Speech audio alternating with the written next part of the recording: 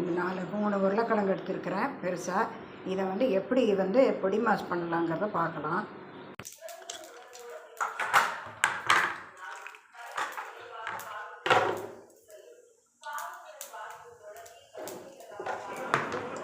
இப்போ ஒரு பெரிய வெங்காயமும் ஒரு பச்சை மிளகாய் கொஞ்சம் கருவேப்பிலை எடுத்துருக்கேன். இதையும் போட்டு தாளிச்சுக்கலாம். இப்போ எண்ணெய் ஊற்றிருக்கிறேன்.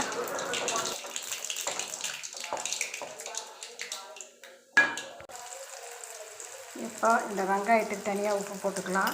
உருளைக்கிழங்கு இப்போ வேக வச்ச உருளைக்கிழங்கை இதில் போட்டு இதில் உப்பு தனியாக உருளைக்கிழங்குக்கு உப்பு போட்டிருக்கிறேன்.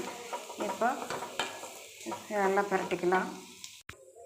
இப்போ அருமையான உருளைக்கிழங்கு பொடி மாசு ரெடி ஆகிடுச்சு. இப்போ அருமையான சுவையான உருளைக்கிழங்கு பொடி மாஸ் ரெடி. இது சாம்பார், தக்காளி குழம்பு எல்லாத்துக்கும் நல்லாயிருக்கும். இதுக்கு தேங்காய் வேணாலும் போட்டுக்கலாம். ஆனால் நான் தேங்காய் போடலை.